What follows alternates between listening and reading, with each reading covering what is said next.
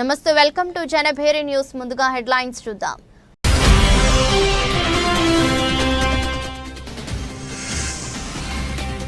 విజయవాడ నగరంలోని ఎంఆర్ఓ కార్యాలయం ఎదుట సిపిఐ ధర్నా. ఇళ్ల స్థలాల నిర్మాణానికి నిధులు కేటాయించాలని డిమాండ్.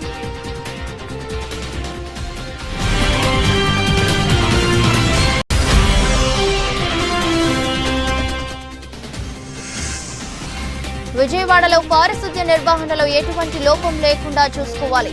అధికారులను ఆదేశించిన నగరపాలక సంస్థ కమిషనర్ ధ్యానచంద్ర.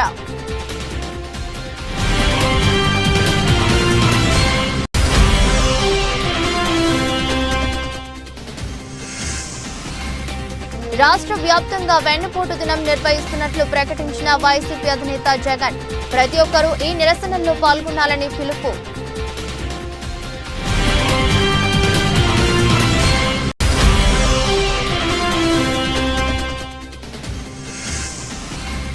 రేషన్ కార్డుతో సంబంధం లేకుండా ఆరోగ్యశ్రీ కార్డుల జారీకై ప్రతిపాదనలు వెల్లడించిన శాసనసభ deputy speaker K Raghuramakrishnaraju.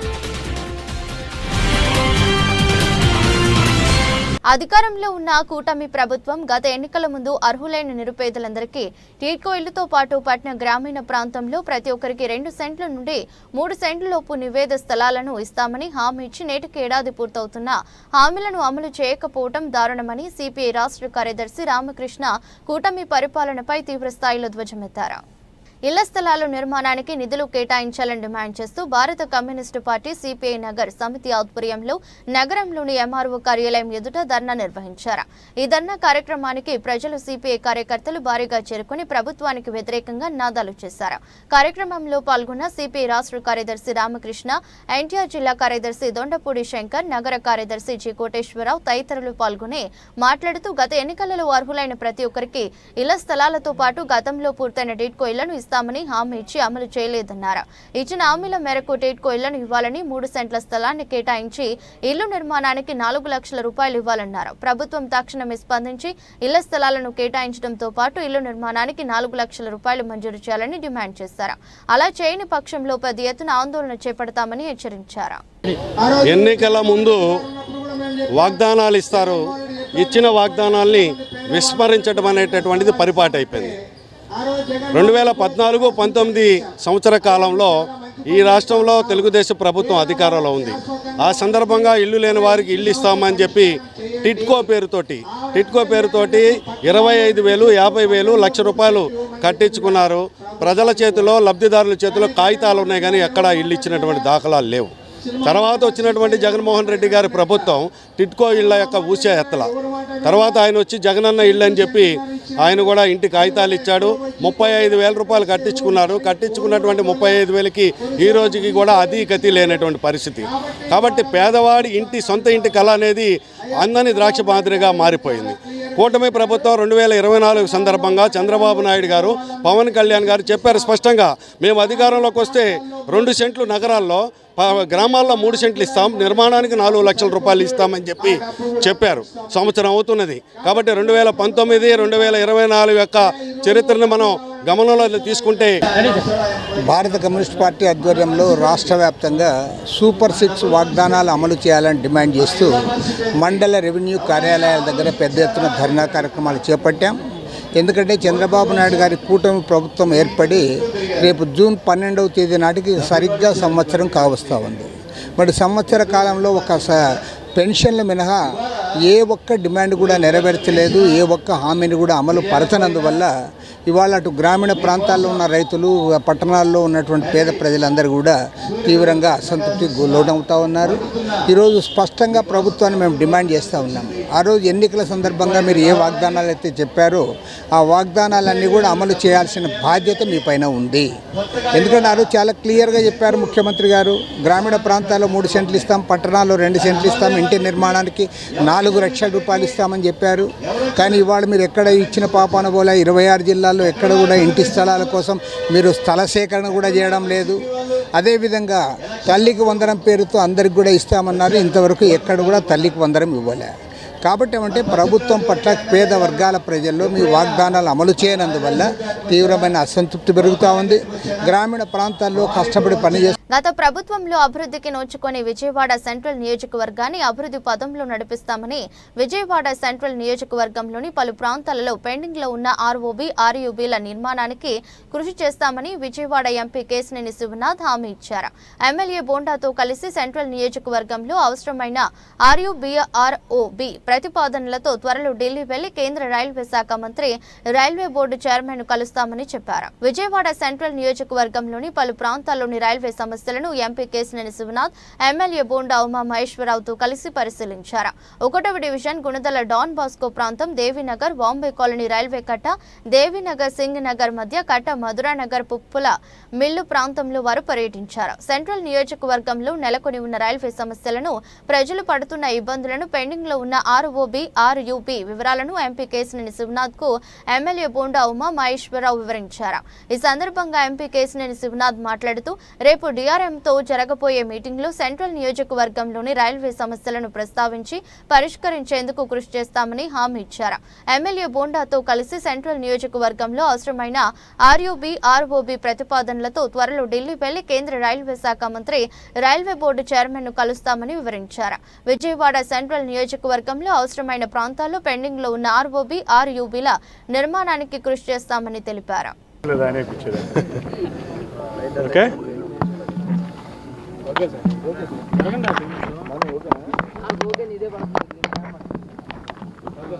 Central నియోజకవర్గంలో మరి విజయవాడ రైల్వే జంక్షన్గా ఉన్నటువంటి సమయంలో మెయిన్ లైన్లన్నీ కూడా సెంట్రల్ నియోజకవర్గం గుండానే వెళ్తూ ఉంటాయి.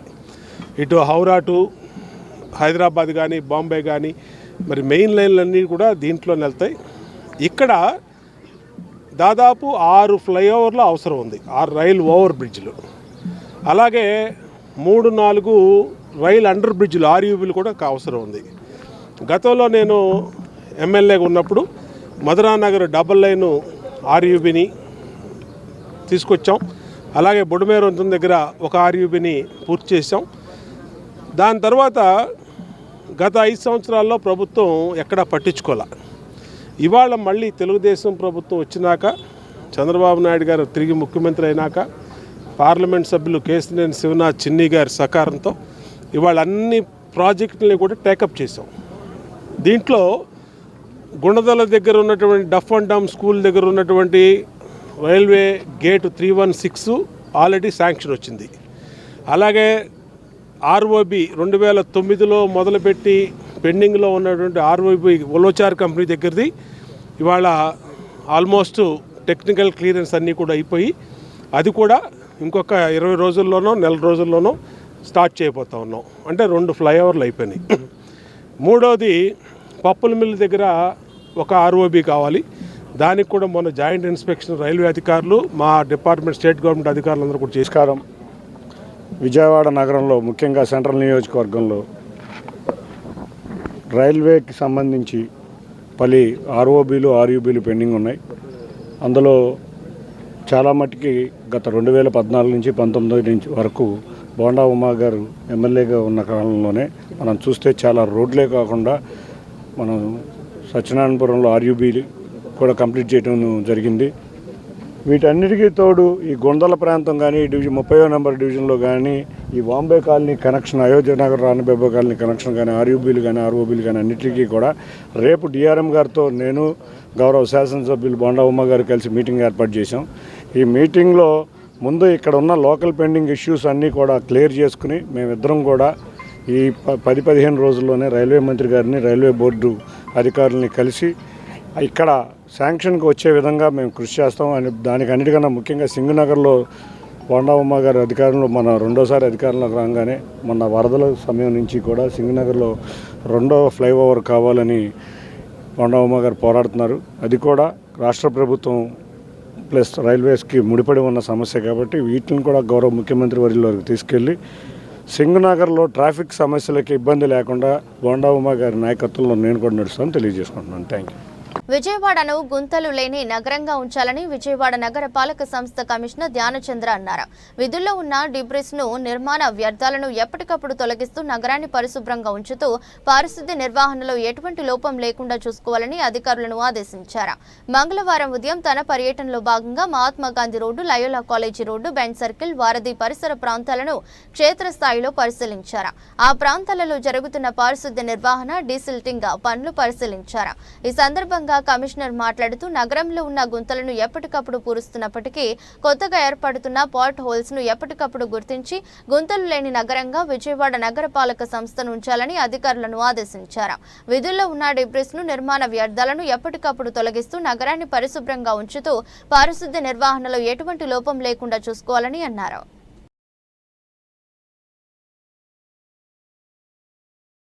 కూటమి పాలనలో రాష్ట్రంలో వ్యవస్థలన్నీ నిర్వీర్యమయ్యాయని, లా అండ్ ఆర్డర్ అదుపు తప్పిందని, ఇలాంటి ప్రభుత్వం కొనసాగడం ఎంతమాత్రం మంచిది కాదని వైఎస్ఆర్సీపీ అధినేత మాజీ సీఎం వైఎస్ జగన్మోహన్ రెడ్డి అన్నారు. మంగళవారం తెనాలిలో పర్యటించిన ఆయన నడి రోడ్డులో యువకులపై పోలీసుల థర్డ్ డిగ్రీ దాష్టికాన్ని ఖండిస్తూ మీడియాతో మాట్లాడారు. మా హయాంలో ప్రతి వర్గానికి సంక్షేమం అందింది, కానీ చంద్రబాబు ప్రభుత్వంలో ప్రతి వ్యవస్థ నీరుగారింది. ఫీజు రియంబర్స్మెంట్ కింద 3,600 కోట్ల రూపాయలు బకాయిలు పేరుకుపోయాయి. విద్యారంగం పూర్తిగా నాశనమైంది. వైద్య రంగం దివాలా తీసింది. రైతు భరోసా లేదు, ఉచిత పంటల బీమా, ఈ క్రాప్ లేదు. ఇలాంటి ప్రభుత్వం కొనసాగడం ఏమాత్రం మంచిది కాదు. ఎంత త్వరగా సాగనంపితే ప్రజలకు అంత మేలు. రేపు రాష్ట్ర వ్యాప్తంగా వెన్నుపోటు దినం నిర్వహిస్తున్న ప్రతి ఒక్కరూ ఈ నిరసనల్లో పాల్గొనాలి అని జగన్ పిలుపునిచ్చారు.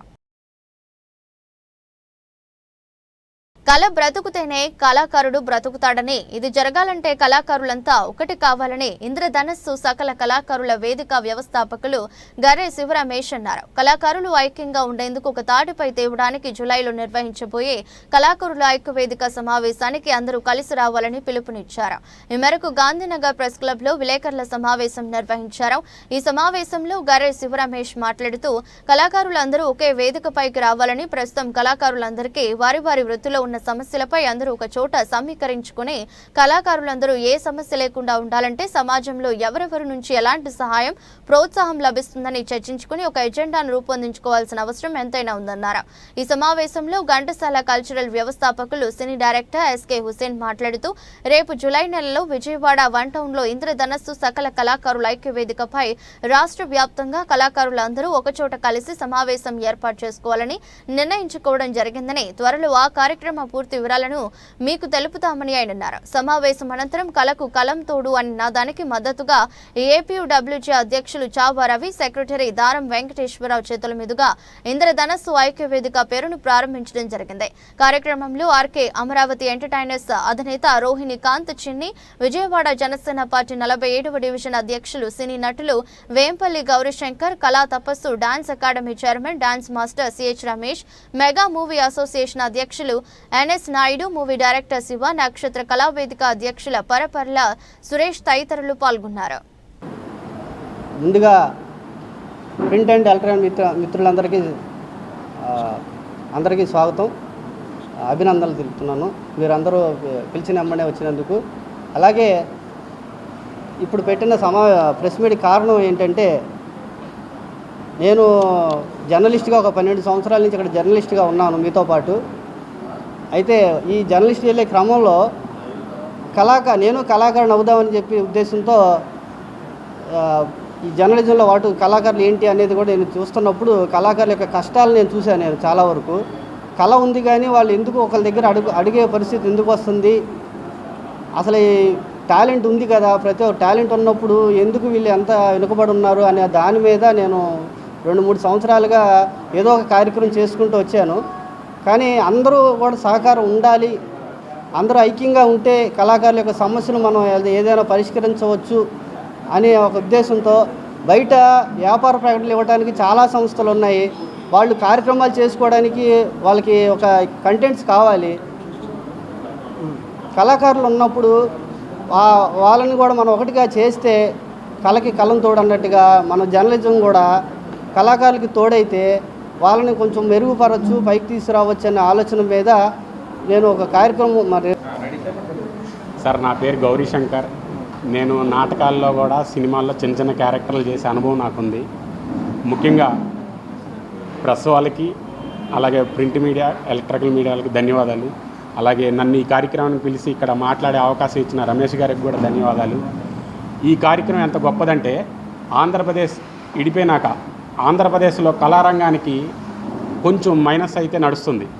అలాంటిది ఈ గవర్నమెంట్ వచ్చినాక ఎన్నో అవకాశాలు కళాకారులకి ఈ గవర్నమెంట్ కల్పిస్తుంది కాబట్టి ఆ భాగంలో ఈ కార్యక్రమం కూడా కళాకారులకి ఒక బలమైన కార్యక్రమం కాబట్టి నాకు కూడా ఈ కార్యక్రమం పెట్టడం ఎంతో ఆనందం. ఎందుకంటే చాలామంది కళల్లో బోల్డ్ కళాకారులు ఉన్నారు, కల్చరల్ ప్రోగ్రామ్ అనేక రకంగా. వాళ్ళందరికీ ఆదరణ అన్నది ఎక్కడ గుర్తింపు లేదు. కనుక ఈ గవర్నమెంట్ కూడా ఆ అవకాశాలు ఎక్కువ ఇస్తుంది. ఇలాంటివి మనం చూపించి ఆ గవర్నమెంట్ ద్వారా ప్రతి కళాకారుడికి కూడా న్యాయం జరగాలని నాకు కూడా ఆలోచన ఉంది. కనుక గొప్ప కార్యక్రమం పెట్టారు రమేష్ గారు అని నాకు ఆనందంతో నేను కూడా రావడం జరిగింది. అలాగే రేపు జూలైలో అంటే ఈ ప్రెస్ మీట్ పెట్టడానికి కారణం ఏంటంటే జూలైలో ఒక వ్యవస్థ పెట్టి ఆ వ్యవస్థ. నమస్కారాలండి. మా అన్ని కార్యక్రమాల్లో ప్రెస్ వాళ్ళు కవరేజ్ చేస్తేనే ఆర్టిస్టులు బయటకు రాగలుగుతారు. మెయిన్ ఏంటంటే మాకు కావాల్సింది ఏంటంటే మీరు ప్రతి ప్రోగ్రాంలో కళాకారుడు వెళ్తున్నాడు కానీ వాళ్ళని జనాలు గుర్తిస్తలా అంటే ఎక్కడో చేశారండి. ప్రతి కళాకారుని గుర్తించడం కోసం ఈ కార్యక్రమం పెట్టామండి. ఈ కార్యక్రమం రేపు జూలైలో భారీ ఎత్తున చేయాలని ఆలోచనలో ఉన్నాము. అంటే దీనికి ఏంటంటే గవర్నమెంట్ ఇంతకుముందు ఒక కార్డు రిలీవ్ చేసింది, ఆర్టిస్ట్ కార్డు. ఆ ఆర్టిస్ట్ కార్డు లాంటిది మా గౌరవనీయులు చంద్రబాబు నాయుడు గారు అప్పుల్లో పెట్టారు. మళ్ళీ అది కూడా పెడితే మాకెంతో సంతోషం అని ఆలోచిస్తూ మేము అడుగుతున్నాం. అంతే సార్. వైసీపీ హయాంలో గిరిజనులకు తీవ్ర అన్యాయం జరిగిందని టీడీపీ గిరిజన నేత కొండారెడ్డి నరహరి వరప్రసాద్ వెల్లడించారు. కూటమి ప్రభుత్వం వచ్చిన తర్వాత గిరిజనులకు అన్ని విధాల న్యాయం చేసేందుకు చర్యలు తీసుకుంటుందని పేర్కొన్నారు. రాష్ట్రానికి తీవ్ర అన్యాయం చేసిన వైసీపీ చంద్రబాబు పాలనను వెన్నుపోటు పాలన అని వ్యాఖ్యానించడం పట్ల తీవ్ర అభ్యంతరం వ్యక్తం చేశారు. గాంధీనగర్ ప్రెస్ క్లబ్ లో టీడీపీ గిరిజన ఆత్మీయ సదస్సు జరిగింది. కార్యక్రమంలో పాల్గొన్న టీడీపీ గిరిజన నాయకులు కొండారెడ్డి, నరహరి, వరప్రసాద్ మాట్లాడుతూ వైసీపీ హయాంలో గిరిజనులకు తీవ్ర అన్యాయం జరిగిందని, ఎన్నికలకి 2 సంవత్సరాలకు ముందు చంద్రబాబును, లోకేష్ ను కలిసి వివరించామని చెప్పారు. గిరిజనులలో వారికి జరుగుతున్న అన్యాయంపై అవగాహన కల్పించామని చెప్పారు. ఎన్నికల్లో గిరిజనులు ఒక తాటిపై ఉండి కూటమి గెలుపుకు కృషి చేశారన్నారు. వైసీపీ హయాంలో రాష్ట్రాన్ని అధోగతి పాలు చేసిన జగన్ చంద్రబాబు పాలనను వెన్నుపోటు పాలన పై సరైనది కాదని అన్నారు. బాబు గారి ఆధ్వర్యంలో ఆయన ఆదేశాల మేరకు ఎలక్షన్ ముందు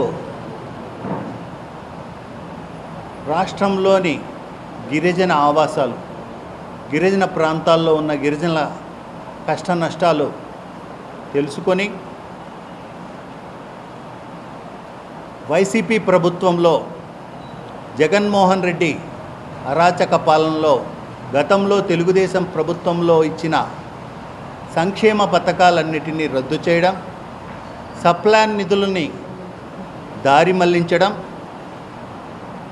గిరిజనులపైన చాలా చిన్న చూపు చూసి వారి అభివృద్ధికి ఆటంకం కలిగించి వారిని 20 సంవత్సరాలు వెనక్కి తీసుకొని వెళ్ళి వాళ్ళ అభివృద్ధిని కుంటుపరిచిన జగన్మోహన్ రెడ్డి చేసిన అరాచకాలన్నిటినీ ఎప్పటికప్పుడు నారా లోకేష్ బాబు గారికి తెలియజేస్తూ ఆ ప్రాంతాల్లో నివసించిన గిరిజనులకి మనోధైర్యం పెంచి తిరిగి నారా చంద్రబాబు నాయుడు గారు వస్తే ఆయన ఇచ్చిన సంక్షేమ పథకాలతో మీరు సుభిక్షంగా ఉంటారని వారిని బలోపేతం చేసి 2024 ఎలక్షన్లో జగన్మోహన్ రెడ్డిని గద్దె దింపిన ఘనత ఈ గిరిజన పర్యాటకులు.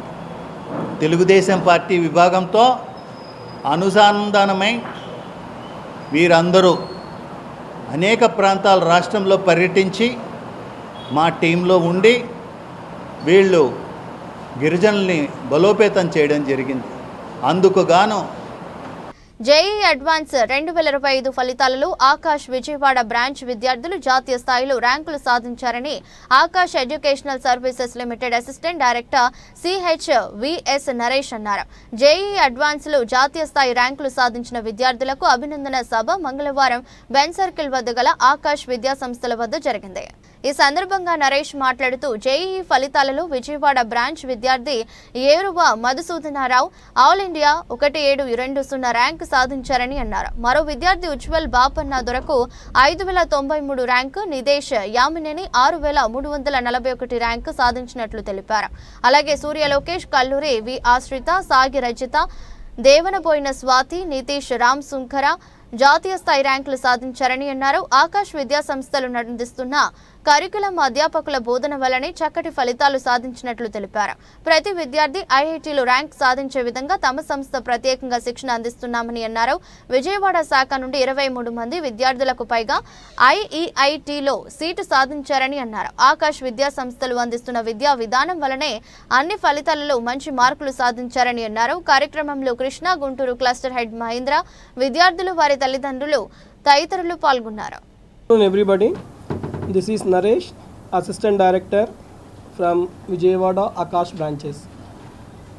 ఈ రోజున ఆల్ ఇండియా జేఈ అడ్వాన్స్ ర్యాంకులు మన విజయవాడ బ్రాంచ్ నుంచి 23 మంది క్వాలిఫై అయిన సందర్భంగా ఈ వేడుక జరుపుకుంటున్నాము. దీనిలో గమనించినట్లయితే ఆకాష్ ఇన్స్టిట్యూషన్ నుంచి 2025 అడ్వాన్స్ ర్యాంకులు తీసుకున్నట్లయితే టాప్ 100లో 12 మెంబర్స్ క్వాలిఫై అయ్యారు, టాప్ 200లో 20 మెంబర్స్, టాప్ 500లో 56 members all India ranks qualify అయ్యారు. అండ్ టాప్ 1000 మెంబర్స్ తీసుకున్నట్లయితే 122 మెంబర్స్ ఇప్పటివరకు అందిన ఫలితాలను బట్టి క్వాలిఫై అయిన వాళ్ళ నెంబర్ అన్నమాట. సో అదేవిధంగా మన విజయవాడ బ్రాంచ్ నుంచి కానీ గమనించినట్లయితే Madhusudana Reddy, the best hard worker and clever, ultimately 2 years 11th and 12th ఇక్కడ హాస్టల్లో ఉండి కష్టపడి చదివి 1720 ఆల్ ఇండియా ర్యాంక్ సంపాదించాడు. కేటగిరీ ర్యాంక్ తీసుకున్నట్లయితే 153 rank. Good afternoon everyone. So first of all Vijayawada media మిత్రులందరికీ thank you so much for giving this great opportunity. So ఇది మనకు అడ్వాన్స్ రిజల్ట్స్ మనకు కంప్లీట్ అయ్యాయి. సో మనకి ఏంటంటే మన విజయవాడ ఎంటైర్ ఏపీలోనే మన విజయవాడలో మధుసూదన్ రెడ్డి అనే అతనికి ఒక మంచి ర్యాంకు సాధించినందుకు ఫస్ట్ ఆఫ్ ఆల్ కంగ్రాచులేషన్స్ చెప్తున్నాను. సో ఇదంతా ఈ రిజల్ట్స్ రావడం గల కారణము మన ఆకాష్ ఫ్యాకల్టీస్ మాత్రము. సో మనకేంటంటే మన engineering faculties as well as assistant director Naresh sir కూడాను, సో అందరూ ఒక టీం వర్క్ చేసి ఇంత మంచి రిజల్ట్స్ అనేది మనకు ఇచ్చారు. So thank you so much sir. And so ఇలాంటి రిజల్ట్స్ ఇంకా ఇవ్వాలని మేము ఆశపడుతున్నాము. సో మన క్యాంపస్లో మన దగ్గర 3 క్యాంపసెస్ ఉన్నాయి. ఒకటి girls integrated campus, day scholar campus and boys integrated campus. So మీకు అందరికీ Y Madhusudan Reddy. I secured all India rank 1720 in JEE Advanced 2025. I did my 2-year JEE program in Akash Institute Vijayawada branch.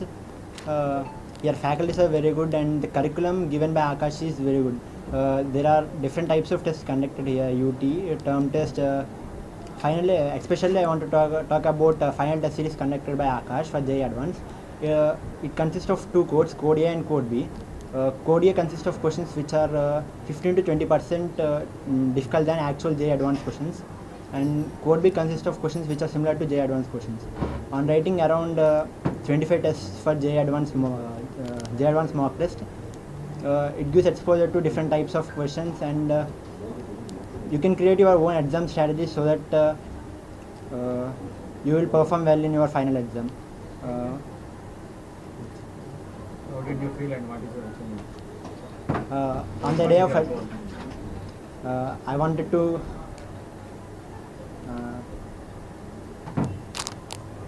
again can I ask you? How do you Next, feel? what is your What is your goal? next? What is your goal? I wanted to get a good job, and I wanted to any of the top 8 IITs. I wanted to beat it. I am Ujjwal. I have secured 5093 rank in JEE Advanced 2025. I have studied in Akash Vijayawada branch. For securing this rank, my teachers have motivated every time, and after conducting these test results, they have consulted me and asked what is your problems. They have cleared my problems every time, and I am feeling good. It was somewhat good rank for me to get 5000 rank. I have to choose CSC branch in any of IITs. This is Ashrita. I have secured 6,205 marks in JEE Advanced. It is OBC rank, not general rank. And I actually wanted to secure a seat in aerospace engineering, but with my current marks, I couldn't get into it. So I am trying for other colleges which can offer me that branch. And Akash is a very good institute. The faculty here are very experienced and they help you and they guide you very well. Thank you. I secured 3,500 rank in advanced exam. Now I wanted to tell about Akash Institute. It supports a lot and the faculty are very much supportive. The exams they conducted FTS and AITS are very standard. Thank you. తెల్ల ration కార్డుతో సంబంధం లేకుండా ఎన్టీఆర్ ఆరోగ్యశ్రీ కార్డులను జారీ చేస్తే ration బియ్యం smuggling ను పూర్తి స్థాయిలో అరికట్టే అవకాశం ఉంటుందని ఆంధ్రప్రదేశ్ శాసనసభ పిటిషన్ల కమిటీ అభిప్రాయపడుతున్నట్లు ఆ కమిటీ చైర్మన్ మరియు ఆంధ్రప్రదేశ్ శాసనసభ డిప్యూటీ స్పీకర్ కె రఘురామకృష్ణంరాజు తెలిపారు. ఇదే విషయాన్ని ప్రస్తావిస్తూ రాష్ట్ర ప్రభుత్వానికి తమ కమిటీ త్వరలోనే ప్రతిపాదనలు పంపనున్నట్లు ఆయన తెలిపారు. మంగళవారం రాష్ట్ర శాసనసభలో ప్రాంగణంలోనే తమ ఛాంబర్లో కమిటీ సభ్యులు అనకాపల్లి ఎమ్మెల్యే కొనతాల రామకృష్ణ మరియు విశాఖపట్నం ఉత్తర ఎమ్మెల్యే పి విష్ణుకుమార్ రాజుతో కలిసి ఆయన పాత్రికేయులతో మాట్లాడుతూ ఈ విషయాన్ని వెల్లడించేశారు. రాష్ట్రంలో ప్రభుత్వ ఉద్యోగులు మినహా తెల్ల రేషన్ కార్డు కలిగిన కుటుంబాలకు ఏడాదికి 25 లక్షల వరకు ఆరోగ్య బీమాని ప్రభుత్వం కల్పిస్తున్నట్లు నేపథ్యంలో ఎన్టీఆర్ ఆరోగ్యశ్రీ కార్డులను పొందేందుకు ప్రజలకు పెద్ద ఎత్తున మక్కువ చూపుతున్నారని అన్నారు. ఇందుకై వారికి తెల్ల రేషన్ కార్డు అవసరం లేకపోయినా పొందుతున్నారన్నారు. ప్రతి ప్రభుత్వ పథకాన్ని తెల్ల రేషన్ కార్డే ప్రతిపాదికగా తీసుకోవడం వల్ల తెల్ల రేషన్ కార్డు అవసరం లేని వారు కూడా ఈ కార్డును తీసుకోవడం వల్ల రేషన్ బియ్యం దుర్వినియోగం అవ్వడమే కాకుండా భారీ ఎత్తున రేషన్ బియ్యం స్మగ్లింగ్ కు దారితీస్తున్నట్లు ఆయన తెలిపారు. సమావేశం మేమందరం పెద్దలు కొంతాల గారు, విష్ణుకుమార్ రాజు గారు, శ్రీధర్ రెడ్డి గారు సభ్యులు వాళ్ళు ముందు వెళ్ళిపోయారు. అయిన వెంటనే మేమందరం కూర్చుని కూలంకషంగా చర్చించడం జరిగింది. హెల్త్ కార్డుకి వైట్ కార్డుకి ఎటువంటి లింకు లేకుండా దాన్ని రేషన్ కార్డు అని పేరు పెట్టి హెల్త్ కార్డుని సపరేట్గా ట్రీట్ చేయాలి. దీని క్రైటీరియా డిఫరెంట్గా ఉండాలి. అలాగే ఈ మధ్య ముఖ్యమంత్రి గారు కూడా ప్రజలందరికీ ఎక్సెప్ట్ గవర్నమెంట్ ఎంప్లాయీస్ తప్ప, ఎందుకంటే వాళ్ళకి ఇతర సదుపాయాలు ఉన్నాయి కాబట్టి ఈ ఎక్స్పోర్ట్ వ్యవహారాలు, బియ్యం స్మగ్లింగ్ అంటారు, సరే పారబోసే బదులు విదేశాలకి ఎగుమతి ఏదైనా అనుకోండి, అది అక్కర్లేని అవసరం లేకుండా మనం ఈ బియ్యం ఇచ్చినందువల్ల వచ్చిన పరిస్థితి. కాబట్టి ఈ హెల్త్ కార్డ్ని అందరికీ వర్తింపజేస్తాం. ఆరు ఎక్కువ మందికి ఇప్పుడు 1,48,000 అంటే ఆ సంవత్సరం ఒక వ్యక్తికే 20 లక్షలు అవసరం అయిందనుకో, అందరికీ ఒకేసారి గుండెపోట్లు వచ్చేవి కదా ఇంట్లో ఉన్న వాళ్ళకి.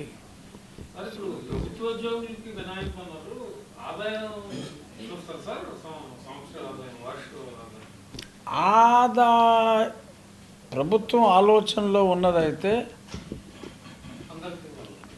ప్రభుత్వ ఉద్యోగులకు ఆల్రెడీ కేంద్ర ప్రభుత్వం అయితే ఈఎస్ఐ ఆల్రెడీ ప్రభుత్వ ఉద్యోగులకి స్కీమ్స్ ఉన్నాయి కదా, ఉన్న వాళ్ళకి కాకుండా అంటే ఆ సంవత్సరం ఒక వ్యక్తికే 20 లక్షలు అవసరం అయిందనుకో, అందరికీ ఒకేసారి గుండెపోట్లు వచ్చేవి కదా ఇంట్లో ఉన్న వాళ్ళకి.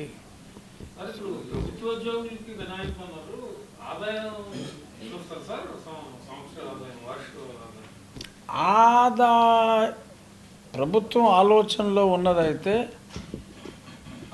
జగన్ కు దమ్ము ఉంటే లోకేష్ తో డిబేట్ కు రావాలని కార్మిక శాఖ మంత్రి వాసంశెట్టి సుభాష్ సవాల్ విసిరారు. జగన్ గారికి రాష్ట్రం గురించి అంత అవగాహన లేదని విమర్శించారు. గత 5 ఏళ్ల పాలనలో వైసీపీ అవినీతి చేసి అవన్నీ ఒక్కొక్కటిగా బయటకు వస్తున్న తరుణంలో డైవర్ట్ పాలిటిక్స్ కు తెరలేపుతున్నారన్నారు. అందరికీ నమస్కారం. మనం చూస్తూ ఉన్నాం, ఏదైతే గత 5 ఏళ్ల పాలనలో అవినీతి చేసి ఈ స్కామ్లన్నీ ఒక్కొక్కటిగా బయటకు వస్తున్న తరుణంలో మరి దాన్ని తప్పించుకునే ప్రయత్నంగా డైవర్ట్ పాలిటిక్స్కి తెరలేపుతూ మరి వెన్నుపోటు దినంగా రేపు వైసీపీ ప్రకటించడం హాస్యాస్పదంగా ఉంది. అలాగే ముందుగా వైసీపీ కార్యకర్తలకి, నాయకులకి అందరికీ కూడా వైసీపీ పార్టీ మొదటి వర్ధంతి శుభాకాంక్షలు తెలియజేస్తూ ఉన్నాను. కనీసం కొన ఊపిరితో కూడా ఉండకుండా పార్టీని పీకి మీద అడుగేసి తొక్కిన రాష్ట్ర ప్రజలందరికీ ధన్యవాదాలు తెలియజేస్తూ, అలాగే వైసీపీ పార్టీ వాళ్ళందరికీ కూడా మొదటి వర్ధంతి శుభాకాంక్షలు తెలియజేస్తూ ఉన్నాను. వెన్నుపోటు అనేది దానికి బ్రాండ్ అంబాసిడర్ జగన్ గారు, అందులో ఏ విధమైన సందేహం లేదు. ఆయన బతుకే వెన్నుపోటుతో స్టార్ట్ అయింది. పార్టీ అధికారంలో లేనప్పుడు కొండా సురేఖ గారు ఈవిడ తరపున పోరాటం, ఇతని తరపున పోరాటం, కనీసం కూడా ఆవిడ వస్తే ఆవిడకి 10 నిమిషాలు కూడా టైం ఇవ్వకపోవటం, ఆవిడ స్వయంగా ఆవిడే జగన్ అంత దుర్మార్గుడు ఇంకొకరు లేడని ఆవిడే ప్రెస్ మీట్ కూడా పెట్టడం జరిగింది. అదేవిధంగా కాంగ్రెస్ పార్టీలో ఉంటూ లక్షల కోట్లు గడించి మరి ఆ పార్టీకి వెన్నుపోటు పడటం, వెంటనే అతను చేసిన ఏదైతే లక్షల కోట్ల అవినీతి ఉందో అదంతా బయటకు తీసి 1.5 సంవత్సరం పాటు మరి జైల్లో ఉండి రావటం కూడా మీ అందరికీ తెలిసిన విషయమే. అలాగే వెన్నుపోటుదారుడిగా ఆయనకి ఒక ప్రత్యేక స్థానం, నాకు తెలిసి దేశంలోనే ప్రత్యేక స్థానం ఆయన సొంతం. ఆయన ఉన్నాడో ఆయన సీట్ ఇవ్వడం కోసం వాళ్ళ బాబు. వార్తలు ముగించే ముందు మరోసారి హెడ్లైన్స్.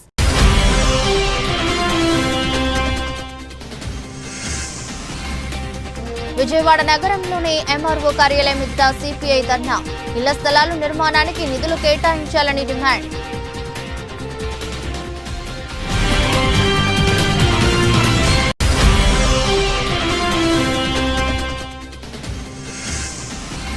విజయవాడలో పారిశుద్ధ్య నిర్వహణలో ఎటువంటి లోపం లేకుండా చూసుకోవాలి.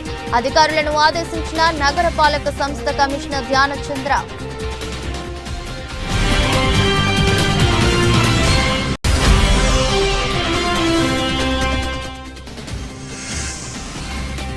రాష్ట్ర వ్యాప్తంగా వెన్నుపోటు దినం నిర్వహిస్తున్నట్లు ప్రకటించిన వైసీపీ అధినేత జగన్. ప్రతి ఒక్కరూ ఈ నిరసనల్లో పాల్గొనాలని పిలుపు.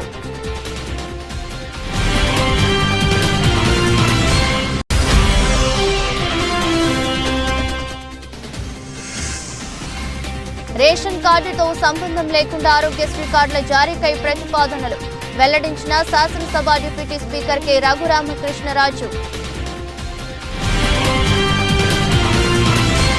ఇది బులెటిన్. మరో బులెటిన్లో మళ్ళీ కలుద్దాం. అంతవరకు సెలవు. నమస్కారం.